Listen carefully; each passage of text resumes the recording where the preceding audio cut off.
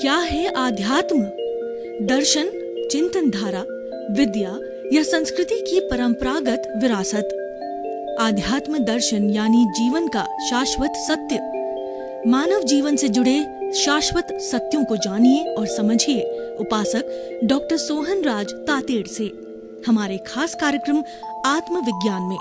आत्मविज्ञान यानी सही दृष्टि, सही सोच।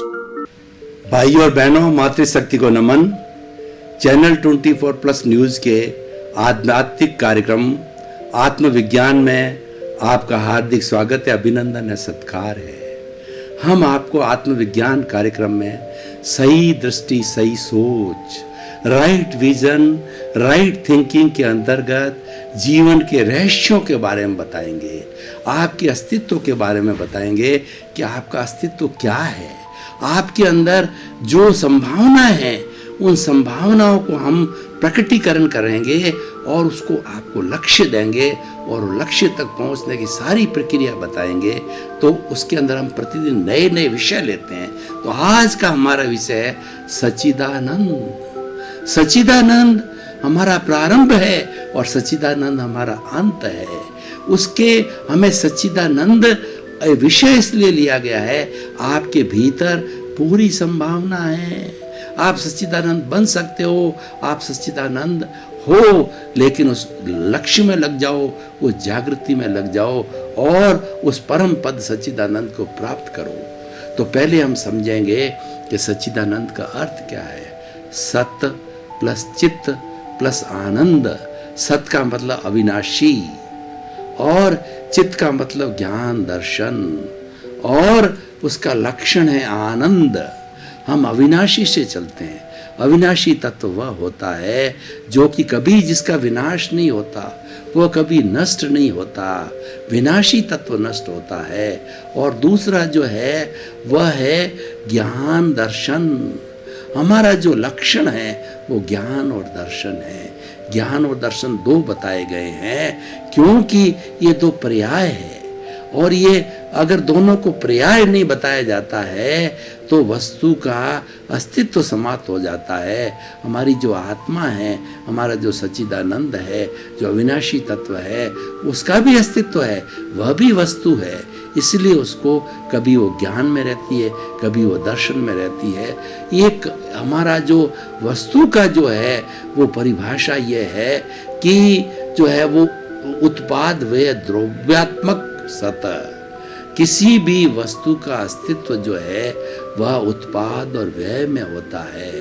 उत्पाद का मतलब होता है उत्पन्न होना और व्यय का अर्थ होता है मतलब विनाश होना। लेकिन दोनों ही स्थिति के अंदर वो वस्तु द्रव्य है, इसी कारण उसका द्रव्य मतलब शाश्वत है, इसी कारण उसका अस्तित्व है। मैं आपको उदाहरण से बताना चाहता हूँ कि कोई हमारी बहन जो है जिसके की बैंगल्स पहनी हुई है, उसके मन में इच्छा जागृत हुई इस बैंगल को तोड़वा करके और मैं नेकलेस बना दूँ। तो जब सोनी के पास में जाती है तो उस बैंगल को तोड़वा करके सोना बनाती है पहले, तो ये उसका विनाश हो गया, ये उसका व्यय हो गया। और उसके बाद के अंदर जब वो उसका नेकलेस बनाती है, ये उत्पाद हो गया, उसका उत्पन्न हो गया, तो वो जो है वो व्यय हो गया और ये उत्पाद हो गया। ये दोनों इसके मोड्स हैं, दोनों इसके पर्याय है। लेकिन दोनों स्थिति में, बैंगल्स की स्थिति में और जो है वो नेकलेस की स्थिति के अंदर सोना मौजूद रहता है। सोना द्रव्य है, सोना इटर्नल है और ये हर स्थिति के अंदर रहता है। तो इसीलिए इसका जो है इसका अस्तित्व है। उत्पाद व्यय होने के बाद में जो द्रव्य रहता है उसी का अस्तित्व है। उसी तरह आत्मा ज्ञान में चली जाती है, दर्शन में चली जाती है, लेकिन आत्मा आत्मा ही रहती है। तो इसीलिए हमारा ये लक्षण हो गया कि उपयोग लक्षणों जीव। हमारा जो है इस उपयोग का जीव का लक्षण क्या है, वो लक्षण जो है ज्ञान और दर्शन है। और उसके बाद के अंदर हम थोड़ा आगे चलें तो देखें कि हमारी प्रॉपर्टी क्या है। हमारी प्रॉपर्टी है इस आत्मा की, सच्चिदानंद की प्रॉपर्टी है हर क्षण आनंद में रहना। शाश्वत सुख है, शाश्वत सत्य, शाश्वत सुख है और हर क्षण रहता है। हमारी भारतीय संस्कृति के अंदर जो लाइफ स्टाइल है उसको जो 4 भागों में बताया गया है, अर्थ, काम, धर्म और मोक्ष। अर्थ और काम है वो हमारी जीवन पद्धति है, सामान्य हमारा लौकिक जगत हम करते हैं और उसको प्राप्ति करने के लिए उसका जो मध्य बिंदु है, उसका जो ब्रिज है वो धर्म है। धर्म जो है हमारा कर्म, हमारा जो है वो अर्थ और काम है उसको नियंत्रित करता है और धर्म हमें मंजिल की और हमारा साध्य है वो मंजिल की और मोक्ष की ओर ले जाता है। मोक्ष सच्चिदानंद है तो वो हमारी मंजिल है।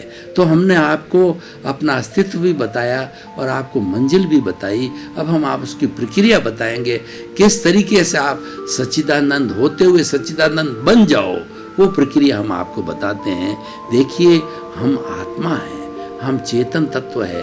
हर 84 लाख जीवा योनि के जीवित प्राणी के अंदर वही आत्मा है जो राम में है, कृष्ण में है, महावीर में है, 24 तीर्थंकरों में है और प्राणी मात्र के अंदर है। लेकिन उसके अंदर ये विविधता क्यों है? ये विविधता शरीर की है, अपने अपने कर्मों के अलग अलग अर्जन के कारण है। ये आत्मा कर्मों का अर्जन अलग अलग करके परतंत्र हो जाती है और परतंत्र होने के कारण जो है वो कोहस डाल करके और वो यह नया शरीर धारण करता है और इस शरीर की श्रृंखला चलती रहती है। अलग अलग शरीर होने के कारण अलग अलग गतियाँ होगी, नरक गति, तिरंज गति, मनुष्य गति, देव गति। इस कारण इस सृष्टि में, इस ब्रह्मांड के अंदर ये सारी विविधता जो दिखाई देती है शरीर के कारण दिखाई देती है, ये कर्मों की विविधता के कारण दिखाई देती है। लेकिन जो भीतर बैठा है वो कॉमन है। कितनी बड़ी कॉमन बात है कि पूरे सृष्टि के जीवित प्राणी के अंदर वही सच्चिदानंद है और सबका वो एक सा है। तो हम बात कर रहे थे इसकी, हम स्टेजेस का पता करें कि वो किस तरीके से वो उन्नति करता है, किस तरीके से लक्ष्य की ओर जाता है। उस लक्ष्य की हम बात करते हैं। सच्चिदानंद तो हर एक में है, लेकिन उस लक्ष्य को प्राप्त करके सच्चिदानंद बनना है वो तो संभावना है, पोटेंशियलिटी उसमें बनने की है। लेकिन अगर किसी में पोटेंशियलिटी, देखिए कोई बीज है जिस बीज में उगने की क्षमता होती है, उस बीज को जब डाला जाता है उसके बाद पानी दिया जाता है, जलवायु दी जाता है, धूप दिया जाता है, तो वो पौधा जो है वह बीज बन करके पौधा बनता है, वृक्ष बनता है, क्योंकि उसमें उगने की योग्यता है। सच्चिदानंद आपकी योग्यता है और जब आप इसको पराक्रम के द्वारा लक्ष्य को प्राप्त करोगे तो आप सच्चिदानंद बन जाओगे। और हम एक ऐसा बीज बोते हैं जो कि जला हुआ है, जिसके अंदर उगने की क्षमता समाप्त हो गई है। उसको अगर बोया जाए तो कभी भी वृक्ष नहीं बन सकता, पौधा नहीं बन सकता, क्योंकि उगने की क्षमता समाप्त हो गई, वो जड़ हो गया, वो सच्चिदानंद नहीं रहा, वह तो जो है जड़ होकर के शरीर हो गया, नाशवान हो गया। तो अब हम देखिए कि 3 तरह की हमारी चेतना होती है। पहला जीवात्मा। जीवात्मा क्या करती है कि जीवात्मा जो है वह कर्तापन में रहती है। मैं करता हूँ, ये घर मेरा है, ये परिवार मेरा है, ये धन मेरा है, ये दौलत मेरा है, करने वाला मैं हूँ। उसके अंदर कर्ता भाव होता है। मैं बड़ा विद्वान हूँ, मैं करोड़पति हूँ, मैं अरबपति हूँ और मैं जो है कुबेरपति हूँ, मैं बड़ा नेता हूँ, मैं बड़ा मिनिस्टर हूँ, मैं प्राइम मिनिस्टर हूँ। ये सारी बातें कर्ता भाव की बातें हैं और यही कर्ता भाव ही कर्म बंधन का कारण होता है। ये सब पर है और ये जीवात्मा के स्तर पर रहता है। जीवात्मा क्या करता है? चार्जिंग चालू रहता है।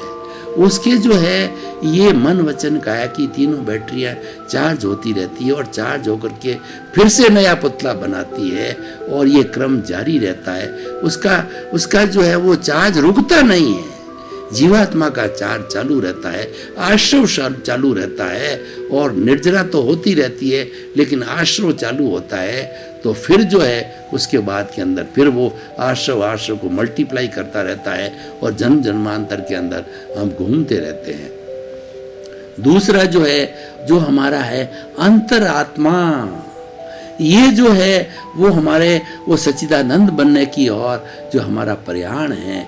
ये जब कोई ज्ञानी पुरुष हमको ज्ञान दे देता है, हमें आत्मज्ञान की प्राप्ति होती है तो भेद विज्ञान हो जाता है कि अविनाशी अलग है और विनाशी अलग है। जो अविनाशी है वो तो ज्ञाता है, दृष्टा है, वो तो जानने वाला है, वो तो देखने वाला है, वो तो अनंत ज्ञान वाला है, अनंत दर्शन वाला है, अनंत शक्ति वाला है, अनंत का सुख का धाम है। वो सुख के अक्षय सुख के अंदर रहता है। और ये जो विनाशी तत्व है, ये जो पुतला है जो हम जहाज करके लाए हैं, इसको प्रतिष्ठित आत्मा कहते हैं। ये जो है करने वाला है, ये भोगने वाला है। जैसे मेरा नाम सोहन लाल है तो दुख भोगने वाला सोहन लाल है। दर्द ये इसके शरीर के अंदर होता है, सुख दुख इसके शरीर के अंदर होता है, सारी अनुभूतियां इसके शरीर में होती है, उससे ये भोगता है। कभी सुखी होता है, कभी दुखी होता है, लेकिन मैं तो इसको जानने वाला हूँ, देखने वाला हूँ, और मेरी कोई प्रतिक्रिया नहीं है। मेरी जो ज्ञान होने से जो है ये भेद विज्ञान होता है, और भेद विज्ञान से अकर्ता भाव आता है, और जहाँ अकर्ता भाव होता है हमारा अहंकार जो है वो मर जाता है। लेकिन चार्जिंग के अंदर जीवात्मा के जो है अहंकार जीवित रहता है। अंतर आत्मा के मृत अहंकार होता है। मृत अहंकार का अर्थ ये होता है जो आपके जन्म जन्मांतर के जो कर्म बाकी है वो निर्जर होते रहते हैं। वो बर्फ की शिला की तरह निर्जर होते हैं। बर्फ की शिला को जो है बर्फ पिघालने के लिए हमको कोई परिश्रम नहीं करना पड़ता है। वो तो मात्र एक जगह गर्म स्थान में रख दो तो धीरे धीरे वो बर्फ अपने आप जो है पिघलता जाएगा।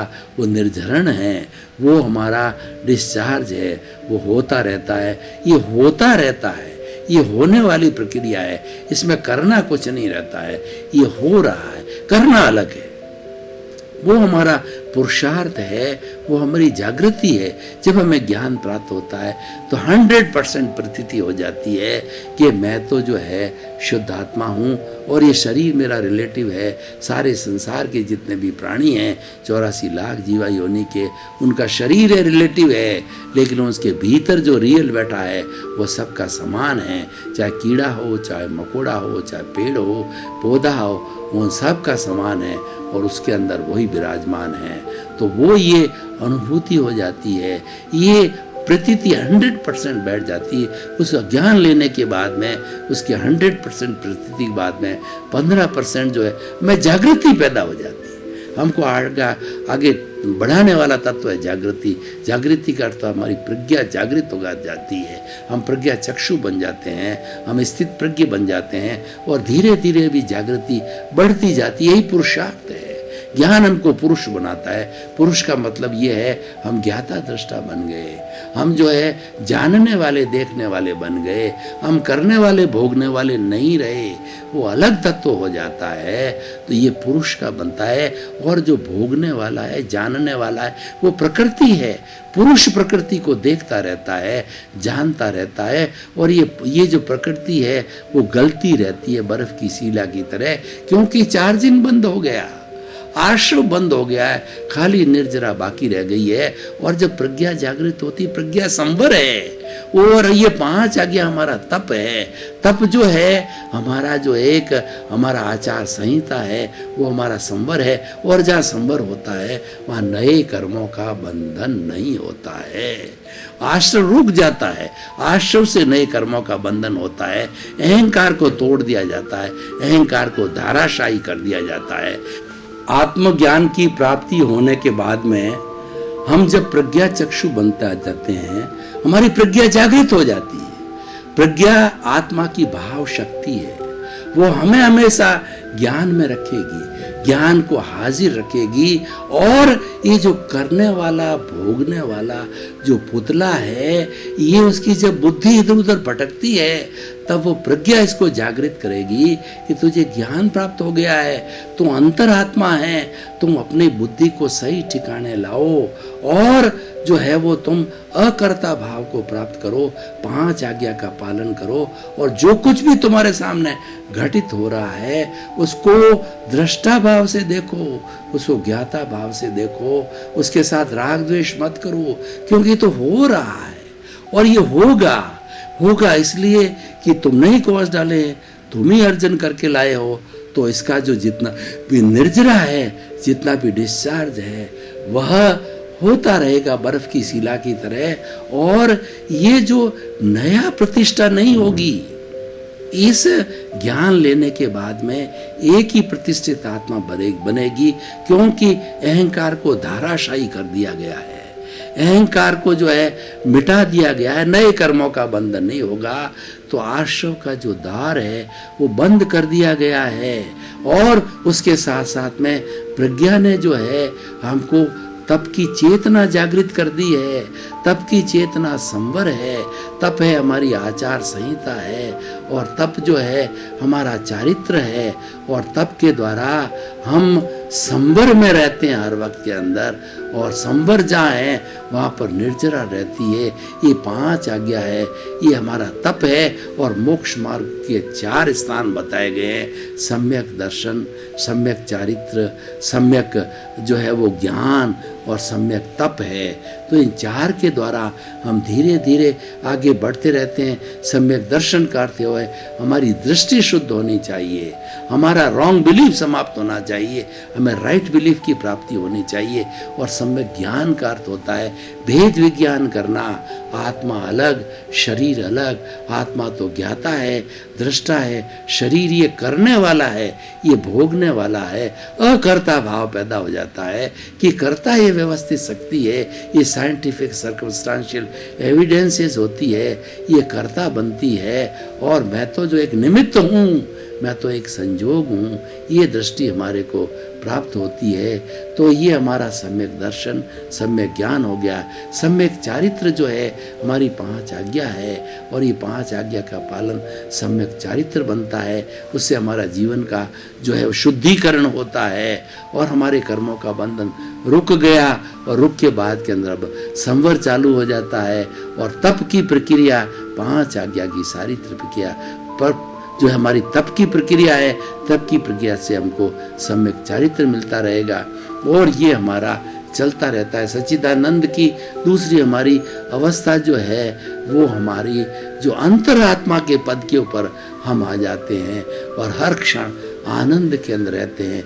जो कुछ भी हो रहा है हमारे परिवार के साथ में, या हम जहाँ भी हमारा वर्किंग फील्ड है उसके अंदर कार्य करते हैं, तो हम ये जानने लगते हैं ये तो चलता रहेगा, ये हो रहा है, ये मैं कर नहीं रहा हूँ, ये साथ लेके आया। करने की चीज़ अलग है।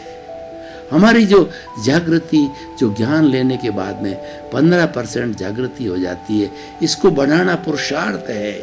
ज्ञान हमारे को, ज्ञानी पुरुष ने हमारे को, ज्ञान ने हमको पुरुष बना दिया। हम पुरुष बन गए, और ये जो जानने वाला, भोगने वाला है, ये प्रकृति है। ये जैसे सारी प्रकृति, कॉस्मॉस, पूरा ब्रह्मांड है, ये भी प्रकृति है। और जो पुरुष होता है वो शुद्ध तत्व होता है, इस प्रकृति को देखता है। शरीर की भी अपनी प्रकृति है, तो इस प्रकृति को जो है हम देखते जाते हैं, जानते जाते हैं, हम जो है ज्ञाता बनते हैं, दृष्टा बनते हैं। यही सच्चिदानंद का जो है मुख्य कर्तव्य है, मुख्य ड्यूटी है, और वही ये करता है। और ये भुगतने वाला भुगतता जाता है। धीरे धीरे अब हमको क्या करना है, हमें जो 2% अनुभव ज्ञान लेने के लिए प्राप्त हुआ है, जब हमको सम्यक दर्शन मिला तब उस वक्त हमारे को 2% अनुभव हुआ। इस अनुभव को आगे बढ़ाना है। जागृति पुरुषार्थ है। हम पुरुष बन गए, हमको पुरुषार्थ करना है, और पुरुषार्थी जागृति है। और ये जागृति 5 आज्ञा में रहना, ये जागृति है। ज्ञाता दृष्टा भाव में रहना ये जागृति है। और धीरे धीरे हमारा अनुभव 2% से बढ़ते बढ़ते 5%, 10%, 20%, हम 5 आज्ञा में रहते हुए, ज्ञान के अंदर रहते हुए, प्रज्ञा का आदेश मानते हुए, हम धीरे धीरे अनुभव को 2 से बढ़ाते हुए 10, 20, 25, 50 और 100 की अवस्था तक पहुँचेंगे। तो 100 की अवस्था तक पहुँचे पर उस प्राणी को, सच्चिदानंद को केवल ज्ञान हो जाता है, और केवल ज्ञान प्रकट होते ही वो परमात्मा बन जाता है। वो भूत, भविष्य, वर्तमान, जड़ और चेतन की हर अवस्था को जानने लग जाता है। उनको एब्सोल्यूट ट्रुथ मिलता है, उसको संपूर्ण ज्ञान मिलता है। केवल ज्ञान का मतलब संपूर्ण ज्ञान की प्राप्ति होनी, तो वो परमात्मा का रूप हो जाता है, वो सच्चिदानंद बन जाता है। तो हमने प्रारंभ किया, आपको बताया कि आप में सच्चिदानंद बनने की योग्यता है, आप में सच्चिदानंद बनने की संभावना है, आप में सच्चिदानंद बनने की पोटेंशियलिटी है, हर जीवित प्राणी के अंदर पोटेंशियलिटी है, और मनुष्य तो उसके अंदर सबसे बड़ा है। मनुष्य ही सच्चिदानंद बनता है, मनुष्य में सबसे बड़ी संभावना है। दूसरे प्राणियों के अंदर तो संभावना कब प्रारंभ होगी? जब वो मनुष्य बनेगा। और ज्ञान किसको प्राप्त होता है? मनुष्य को प्राप्त होता है। सम्यक दृष्टि कौन बनता है? मनुष्य बनता है। तो इस तरीके से अब भाइयों बहनों, हमें ये देखना है कि हमारा ये जो आज का जो विषय है वो किस तरीके से समसामयिक है, किस तरीके से जो है आज जो है हमें वो विषय जो है वह हमारे में परिवर्तन ला सकता है, एक अच्छा समाज बना सकता है, एक अच्छा विश्व बना सकता है, और वसुधैव कुटुंबकम बना सकता है, और ये जीने की जो लायक है ये स्वर्ग बना सकता है। आज हम इस सृष्टि के अंदर देखें तो चारों तरफ अहंकार ही अहंकार है। अहंकार है, एक सांप की तरह फुफकार रहा है, मैं बड़ा और मेरे से बड़ा कोई नहीं, अपने आप को सबसे बड़ा मानता है, मैं और मेरा करता है।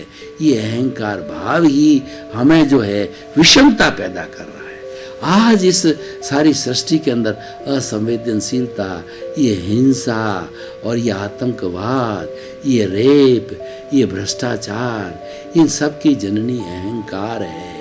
और सच्चिदानंद प्रक्रिया के अंदर जब व्यक्ति को ज्ञान दे दिया जाता है, अहंकार को धाराशायी कर देता है, उस फुफकार हुए करते हुए सांप को जो है मृतवत कर दिया जाता है। जब हमारा अहंकार फुफकारने वाला सर्प जो है वो मृत हो जाता है, केवल उसके बाद के अंदर डिस्चार्ज अहंकार रहता है। डिस्चार्ज अहंकार मतलब निर्जरा रहती है, मात्र उसके अंदर चार्ज होने वाला पहाड़ जो आश्रव है वो समाप्त हो जाता है, और उसके साथ के अंदर जो हमारी चेतना जागृत हो जाती है। हम चेतना को जागृत करते हैं, चेतना जागृत होने के बाद के अंदर संवर की स्थिति प्राप्त हो जाती है, आश्रव समाप्त हो जाता है, और जहाँ संवर होता है वहाँ पर जो है वो निर्जरा अवश्य होती है। भाई और बहनों, आपका बहुत बहुत धन्यवाद। आप जो ये आत्मविज्ञान कार्यक्रम देखते रहिए, ये रियल ट्रुथ की तरफ ले जाएगा, अल्टीमेट ट्रुथ की तरफ ले जाएगा कि वास्तव में शाश्वत सत्य क्या है, वो शाश्वत सुख क्या है, आपको सच्चिदानंद बनाएगा। तो आपके प्रति मंगल भावना, शुभकामना, आपके परिवार के प्रति मंगल भावना, शुभकामना। आप पूरे परिवार के साथ के अंदर आत्मविज्ञान कार्यक्रम को देखते रहिए, आत्मसात कीजिए, इसको धारण कीजिए। धारण करेंगे तो आप सच्चिदानंद प्राप्त हो जाएगा, आपको अक्षय सुख होगा। आपके प्रति मंगल भावना, शुभकामना। आत्मविज्ञान में आत्मविज्ञान यानी सही दृष्टि, सही सोच।